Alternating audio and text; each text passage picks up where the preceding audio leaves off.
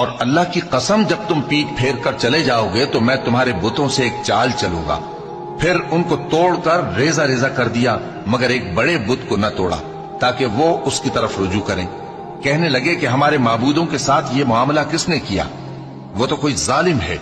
لوگوں نے کہا کہ ہم نے ایک جوان کو ان کا ذکر کرتے ہوئے سنا ہے، اسے ابراہیم کہتے ہیں۔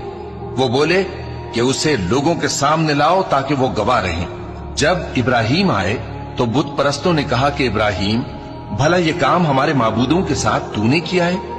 ابراہیم نے کہا، بلکہ یہ ان بڑے بت نے کیا ہوگا، اگر یہ بولتے ہوں تو ان سے پوچھ لو۔ انہوں نے اپنے دل میں غور کیا تو آپس میں کہنے لگے، بے شک تم ہی بے انصاف ہو۔ پھر شرمندہ ہو کر سر نیچا کر لیا۔ اس پر بھی ابراہیم سے کہنے لگے کہ تم جانتے ہو یہ بولتے نہیں۔ ابراہیم نے کہا، پھر تم اللہ کو چھوڑ کر کیوں ایسی چیزوں کو پوجتے ہو جو نہ تمہیں کچھ فائدہ دے سکیں اور نہ نقصان پہنچا سکیں؟